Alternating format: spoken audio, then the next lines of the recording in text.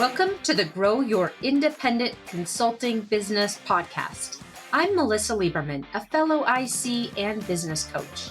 On this podcast, I teach you to become a consistently booked independent consultant without becoming a pushy salesperson or working 24/7. If I can do it, you can too. Listen on to find out how.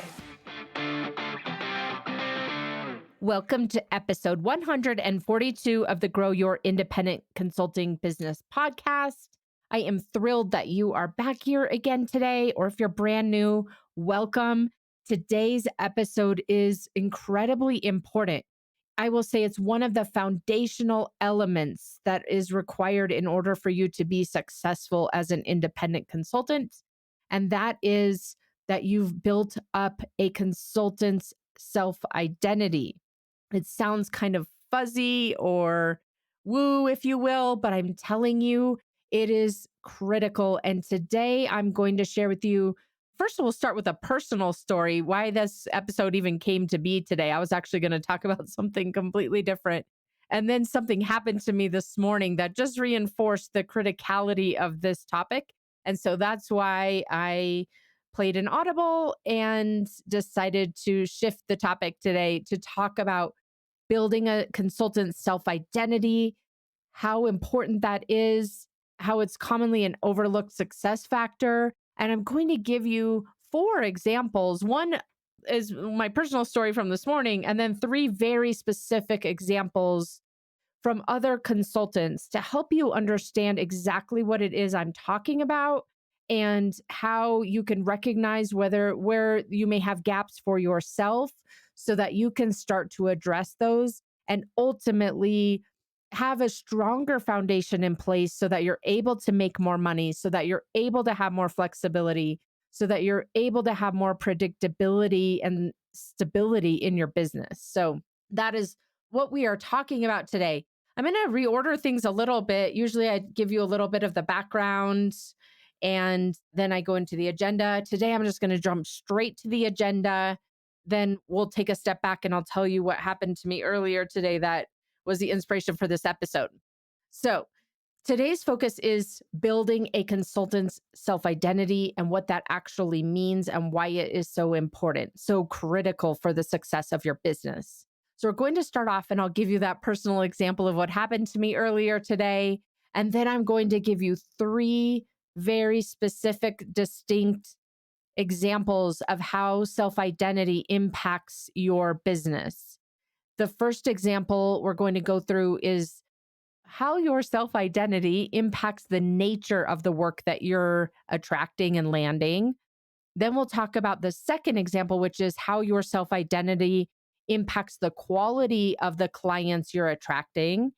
The third example we'll talk about is how your self-identity as a consultant impacts the pricing and the fees you're able to command for the work that you're doing. And then finally, we'll wrap it all up. I'll give you an important message to help you pull everything together so you can implement this for you and your business. So that is why we're here. And we're going to dive into what inspired this episode, what happened to me earlier today. So as I'm recording this, tomorrow in the US is Thanksgiving. And so I just had, not very many calls. It was just a lot more of a casual day. I would say my defenses were down a little bit because of this. So because, it wasn't kind of my normal schedule. So my defenses are down. I hadn't done really any of my normal routine or anything like that. And I took a call with a company that I'm working with right now to coordinate a series of webinars. So they want me to come in and do webinars, a series of them next year. I think 6 of them. Super exciting. Can't wait to share more details with you when that, all the pieces come into play.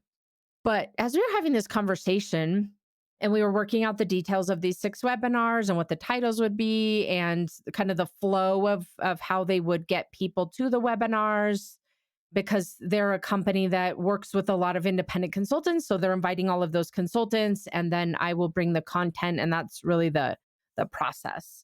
So anyway, as we were talking about my book and how, the timing around the book and how we could included in this webinar series as potentially a free download or something like that, a free, not a download, like a free Kindle, basically a free Kindle version. That's the word. I don't even know the words yet of this book I'm writing.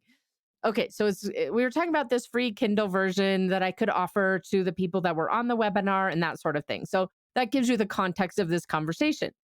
And so in the course of the conversation, the one of the women that I was speaking with said something to the effect of, we're going to do this, this, and this. This is how we do it for our authors.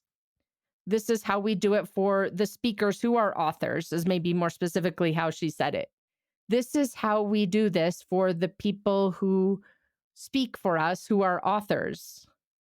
And I felt like a gut punch. It was the craziest thing. It was a visceral reaction. I almost wanted to start arguing with her. I'm not an author.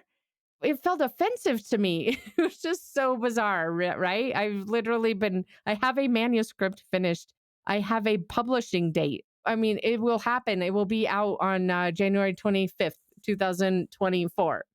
But when she referred to me as an author, that did not ring true to me. And so it felt like this visceral reaction that she was saying something to me that wasn't true. And it's just so fascinating. It's so fascinating. And I know this work because this is what I do with myself and with my clients. That is so important to think of in fact, I was just talking with you about this on, I don't know what episode it was, maybe 131 or something. We'll put it in the show notes. 132, I think, the path to $1 million for a solo consultant. I talk with you about how important it is to think about yourself as $1 million consulting business owner to get to $1 million. Even in that episode, I talked to you about thinking about yourself as an author in order to get the book done. So anyway, after having done all of that kind of work, it still hit me in the stomach when she referred to me as an author. And so why I'm sharing this with you is that it's not a problem. She wasn't offending me, of course. She didn't, I don't think she even realized all of this has occurred.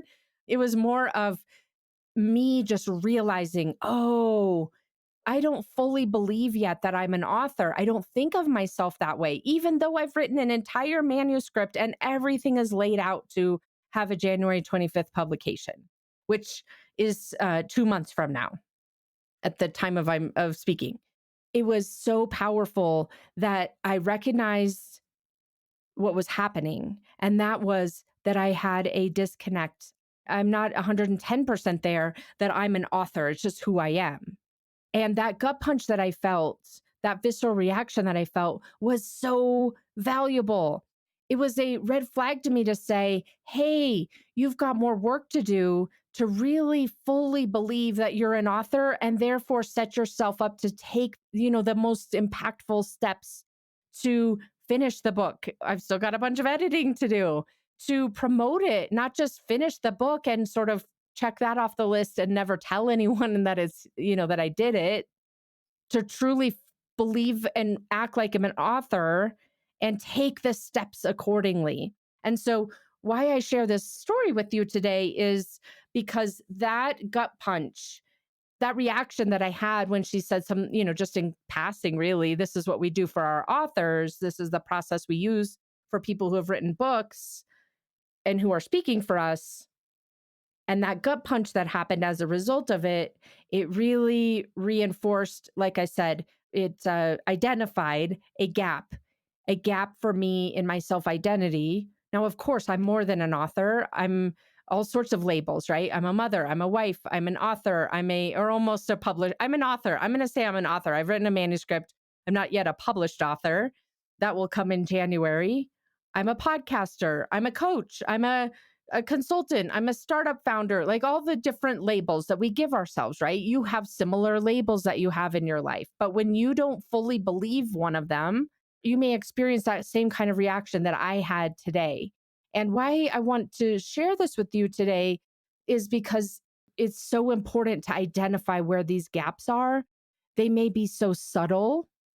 Mine wasn't very subtle today, but I'm also trained myself for years on how to identify these things when it's either not so subtle, like my experience was today, or even subtle for you. And there's a gap between where you think you are in your mind, your self perception or your self identity, versus where you want to be and what type of clients you want to be attracting and what nature of work you want to be attracting and what consulting fees you want to be commanding.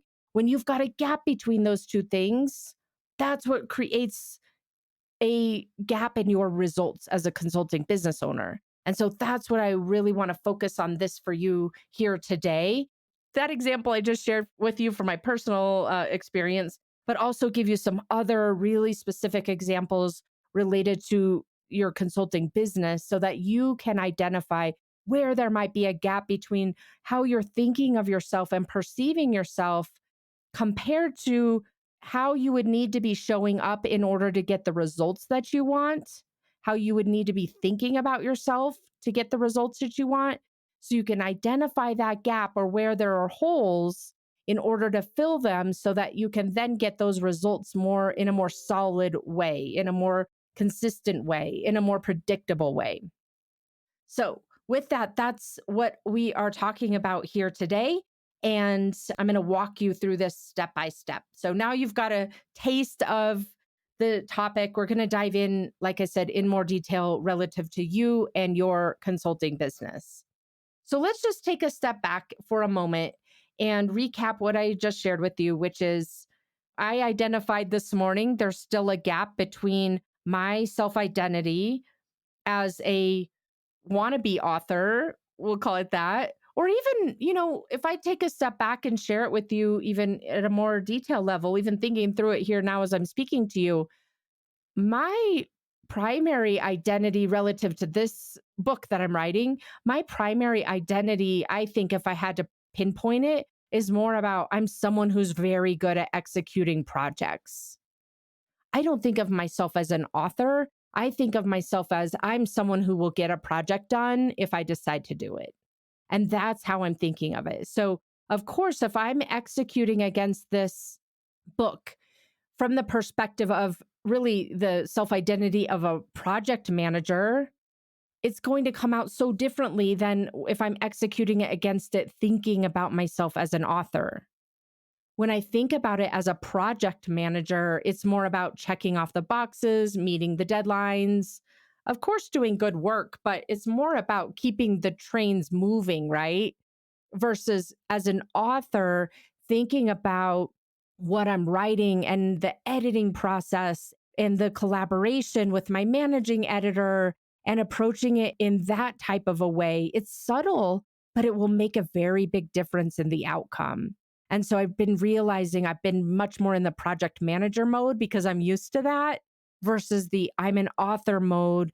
This is how I need to operate in order to create an amazing result of a book that's on my shelf that I'm so proud to share with people.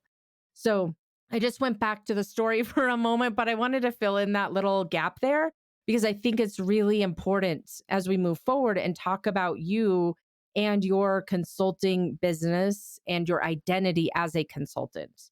So let's just take a pause here for a moment and talk about what I've been referencing this concept, right? Self identity. What do I specifically mean by that? If I were to give you a definition, which I'm about to, your self identity in this context is a professional identity. A professional identity, meaning a mental construct or the image that you're using to describe yourself as a professional or as a business owner. And that mental construct or the way you're describing yourself in your mind, that image you've got in your mind of yourself, it's made up of things like your values, your beliefs, your qualifications, your experiences, your memories, the relationships that you've got. All of those contribute to how you see yourself in this professional context. So that's what I mean by self identity. We have more than one self identity oftentimes, especially when the context switches. I just referenced a bunch of my different self identities. You have the same. You might have a certain self identity when it comes to your personal life compared to your professional life. And even in your professional life, you've got at least two identities. You've got consulting business owner identity, and you've got consultant, the person who's delivering the work, those two identities. You may have more. Like for me, I'm working on this book. So the author identity or a podcaster identity, they're slightly different. When you think about yourself, when you go into a room, for example, and you're networking, it depends on the context. Perhaps you're there meeting with ideal clients. You would take on the identity of a consulting business owner who is looking to create conversations and potential opportunities with potentially ideal clients. Whereas perhaps you're going to a more of a subject matter specific kind of a conference. You might come at that with more of a consultant identity where you're one of them and you're talking about those specific topics that relate to your expertise. So hopefully that gives you some examples when I'm talking about self identity. And ultimately, why does self identity matter? It matters because how you see yourself impacts your confidence, it impacts your certainty, it impacts the level of courage you have about what you might say or do, as opposed to holding back. It also impacts what you see as possible for yourself and your business. Your self identity is the gateway to what's really available to you to accomplish in your business. And ultimately, it's at the root of the results that you're getting. And that's what we're going to dive into who you work with, the nature of work you attract, what you charge for that work, the reputation you're building, the trajectory of your business. Those are the things that ultimately, if you think about the very base of all of that, is comes from your self identity and the way you think about yourself and the way you think about yourself in the context of you as a person who creates leads for yourself and sells your own work and then ultimately delivers your own work. At the very core of that is that self identity, that professional self identity. So I've given you my personal example this morning that reminded me of the importance of this topic.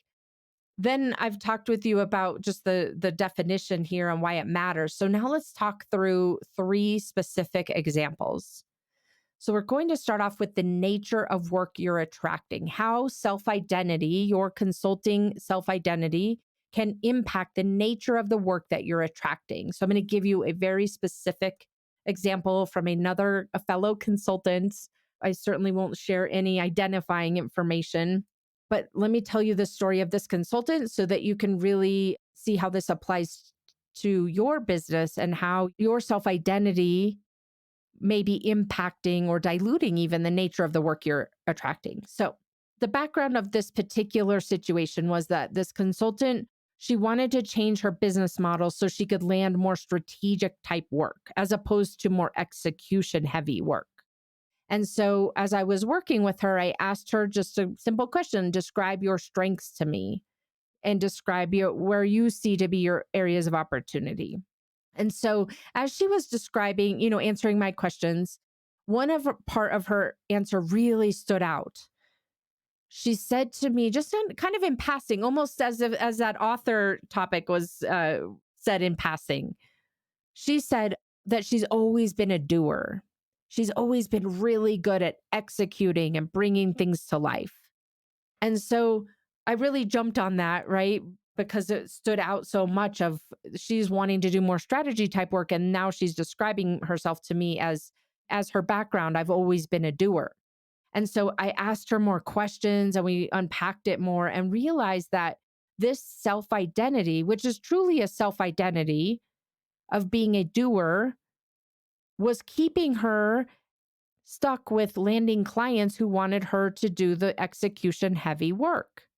Now, you might say to me, well, Melissa, look at all these different projects. You can see that she really has been a doer. Therefore, she is a doer versus she's been thinking about herself and portraying herself and positioning herself as a doer. And that's why she's getting the projects. You see the chicken and the egg there? It's so important to think of yourself in the way that you want to be thought of so that you're coming across that way and then ultimately landing that type of work. And I'll tell you more about specifically how we did that. So when we realized she was thinking about herself as a doer, this light bulb went off for her. And she said, I realized I haven't been pursuing strategy type work. I feel like I'm not qualified to be doing a lot. I know I want it, but then when the rubber hits the road and an opportunity comes across my desk, or I think of an idea about, a potential client I might pursue, I always, change my mind or hold myself back because I don't think about myself in that strategic way. I think about myself as a doer. And so she realized she even had such an aha moment that there had been a time, in her consulting business where she referred strategy type work to other people because she didn't think of herself as someone who could do that work. And so she even was attracting the strategy work and sent it away because she didn't think of herself as a doer. When logically, as we were talking through it, she said, "Look, I know in hindsight, I could have done that work. I could have taken on that project. I was just so afraid that I would fail and didn't, really think that I could do it, that I gave it or referred it to someone else." So that disconnect in her mind about being a doer versus someone who's really good at strategy is what caused her to continuously land that more hands on type work. And so what we did here is really started looking at, if you think about this, here's a great way to describe it. Think about this. I said this to a different person the other day. I think it might really emphasize this point. Think about if you went to the gym, one arm represents executing, like being hands on in your, in delivery, and the other arm represents strategy. And you go to the gym every day, and all you're doing is lifting the arm, doing bicep curls on the arm that's really, focused on executing, on doing, not strategy. That one's going to get really strong. That one's going to want to pick up things. That one's going to want to do most of the heavy lifting, right? And then the other one, you don't lift at all, you ignore it. And of course, it's going to wither away. It's going to atrophy. It's not going to be the one that, that kind of reaches out when you need to pick something up as the dominant hand. The other one is. And that's the same thing here, where she is both strategic and good at executing. But in her mind and her self identity, she has focused so heavily on thinking of herself as someone who's good at doing or executing and never giving equal airtime to those things about how is she strategic? How is she someone who can take on just a strategy project with no execution involved at all? So the solution that we put in place for her, again, her initial goal was she wanted to change her business model to land more strategic type work. The foundation of the work that we did together was helping her to see how strategic she is, how capable she is of doing strategic type work, how capable she is of engaging with clients on that strategic level and building up that muscle so that it's as strong as, if not even stronger than the other muscle, which is I'm really good at doing things, at executing. So you see here how the self identity is so important and how it can lead you down one path or the other. And ultimately, in this example, impact the nature of work that you're attracting. So to wrap up this story, this consultant, she wanted to land more strategic work. We put in place this mindset work for her on building up her self identity as a strategic consultant as opposed to a doer or execution heavy consultant. And that way she was able to reposition herself and what she was offering and think of her lead gen strategy from a different perspective. She redid the types of questions she was asking of her prospects and the questions that she was asking in her sales cycle. But it came from that place of thinking of herself differently at the core, thinking of herself as I'm someone who's very strategic. I can manage these projects and help my clients in this way. This is who I am. And therefore, all those other things came so much more naturally. Those other things being her positioning and her offering and her lead gen strategy and her sales process.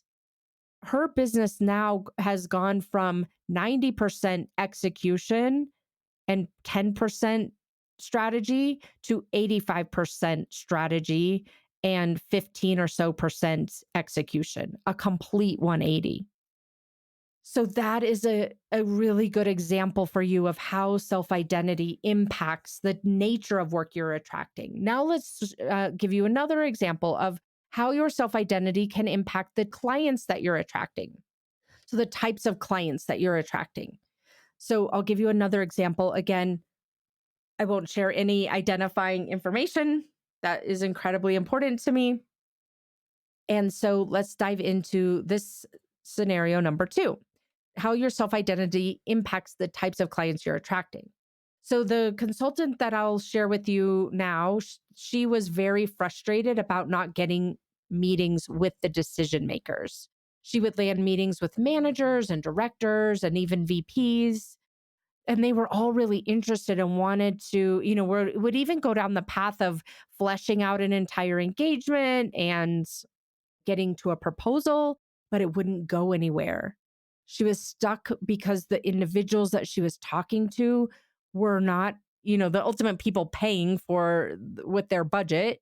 And so she was relying on these individuals and making really good relationships with them, but they weren't able to get the project across the goal line internally. And they weren't giving her access to meet with those decision makers directly. And it felt like this never ending cycle she couldn't escape, where she was putting so much work into these sales cycles, working with the functional people, the stakeholders she would be working with on the project for the most part, but not getting the buy in or even direct access to the ultimate decision makers who are paying for the work with their budgets. So, as we started digging into her specific scenario and what was causing this situation repetitively in her business, we realized that one of the questions I asked her was, describe to me how you think of yourself in relation to the buyer, the ultimate person paying out of their budget, the decision maker. And she described to me how she felt different when she was working with those VPs and the managers. She felt very comfortable. She felt very, very natural. But then when she thought of engaging with the C level, the decision makers, in her case, she works a lot with mid-sized to slightly larger companies, I would say is a good way to characterize her business. So oftentimes the C level, the CEO or the COO is signing the contracts and paying out of their budget.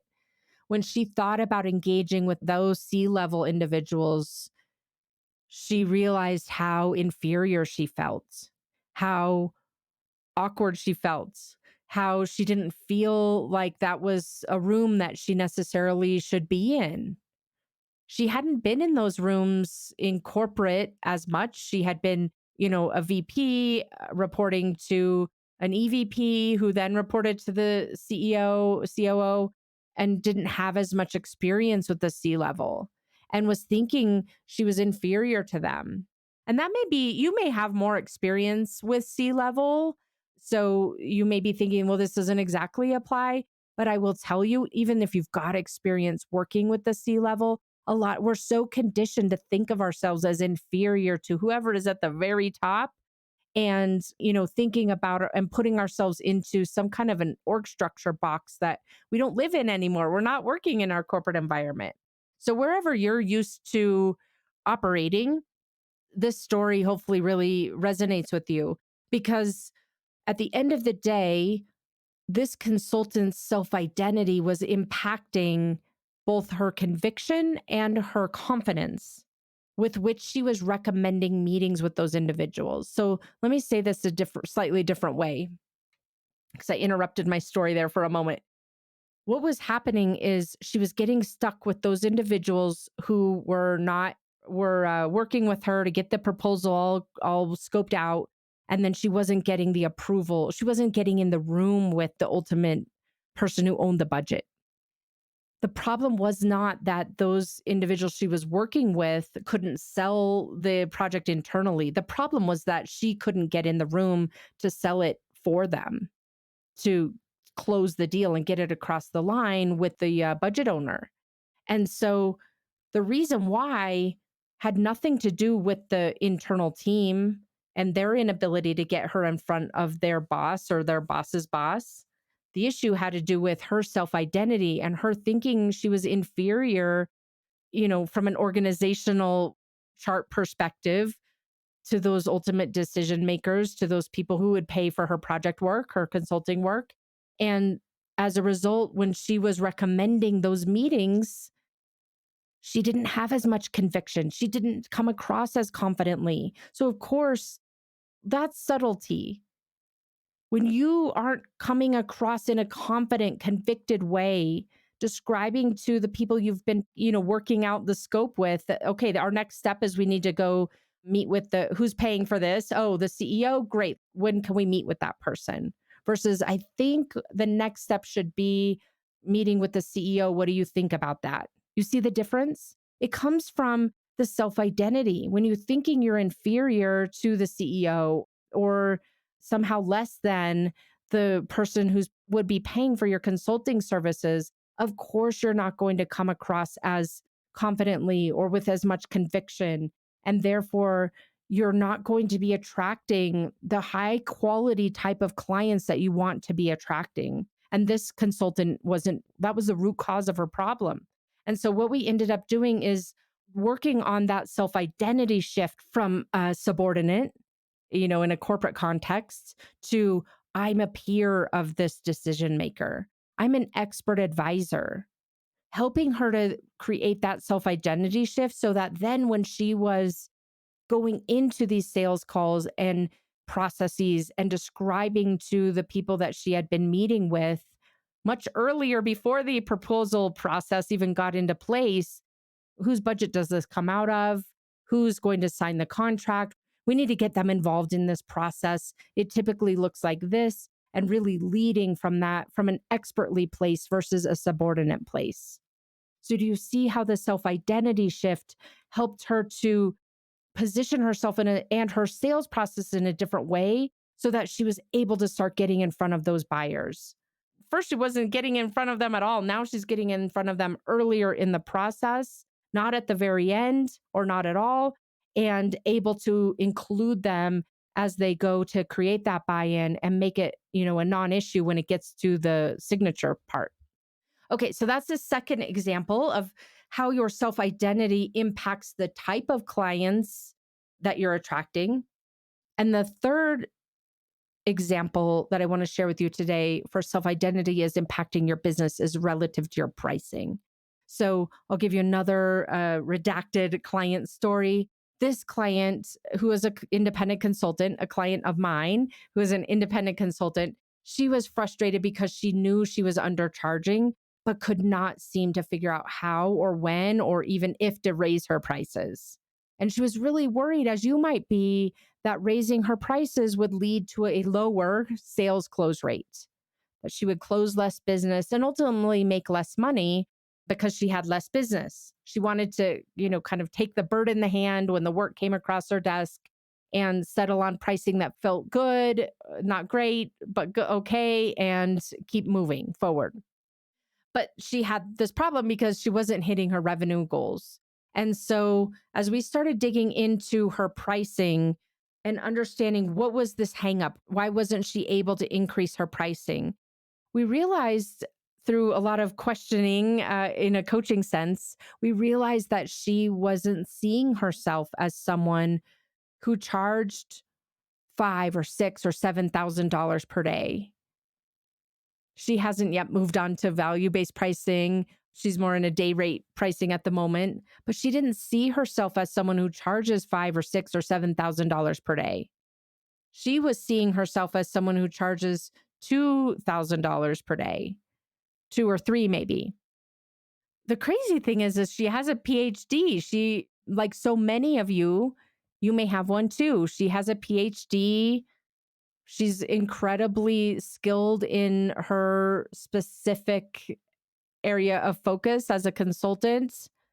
But the reason why she wasn't seeing herself as someone who charges $5 or $6,000 per day is that her self-identity was someone where she thought of herself as a new consultant.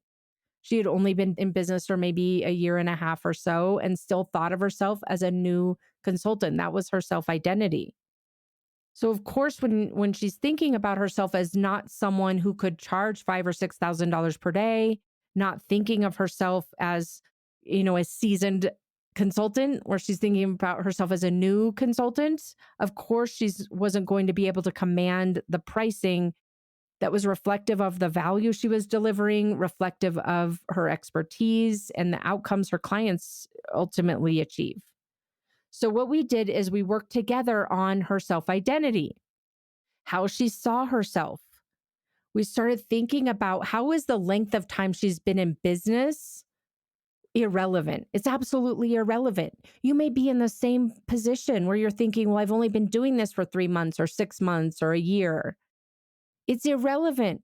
You have 10 or 20 or 30 or 40 years of experience in corporate. The amount of time you've had an LLC or whatever, structure you have is completely irrelevant. It's about the expertise you bring to the table, the results you help your clients to achieve, the mistakes you help your clients to avoid.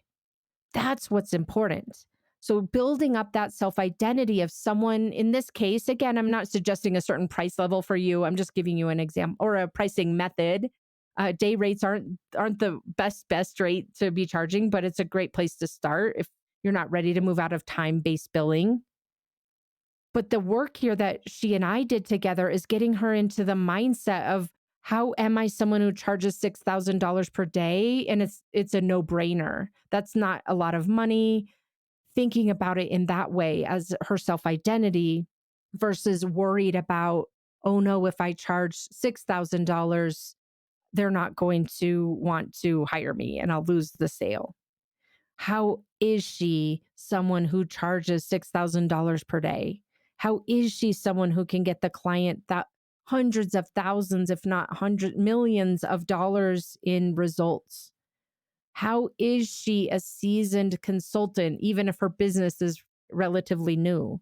That's the kind of self identity work that she put into place and reinforced over and over again when her brain wanted to go right back to where it was. It's kind of like a rubber band, right back to where it was, thinking that she was brand new as a consultant and not able to charge $5,000 or $6,000 a day yet because she was new.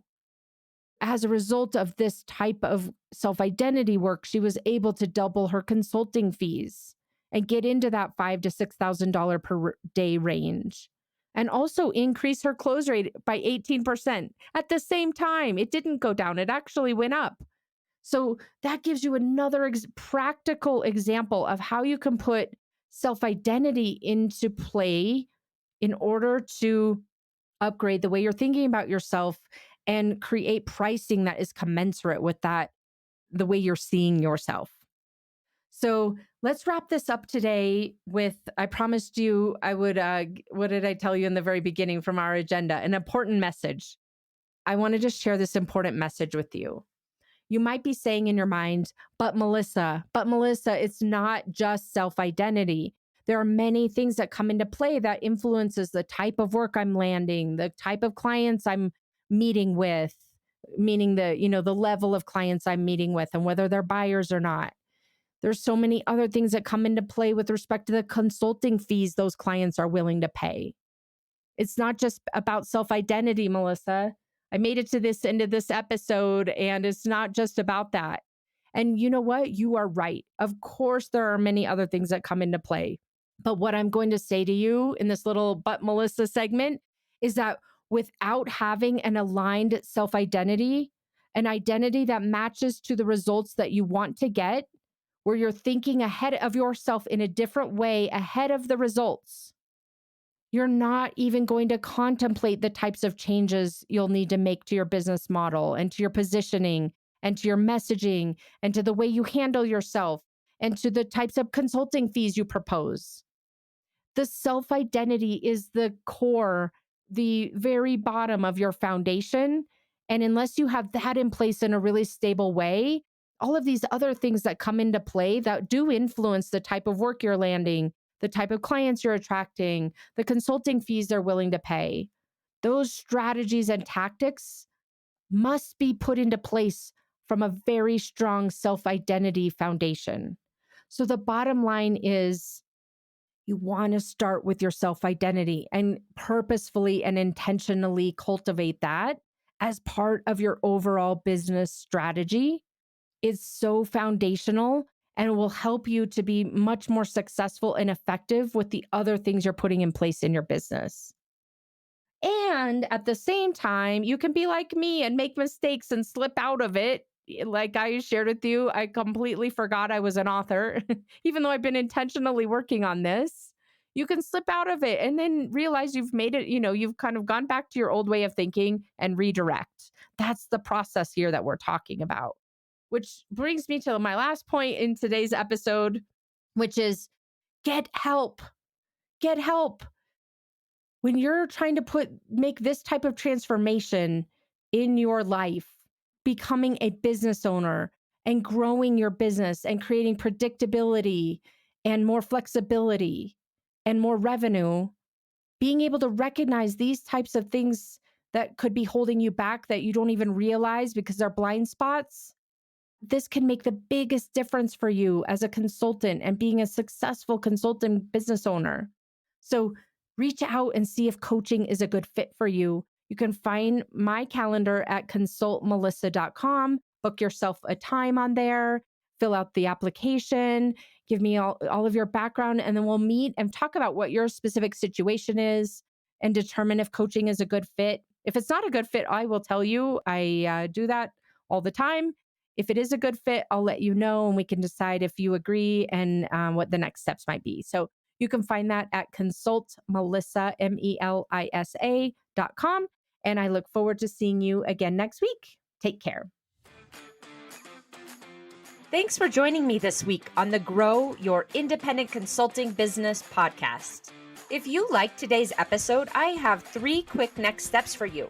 First, click subscribe on Apple Podcasts or wherever you listen to make sure you don't miss future episodes.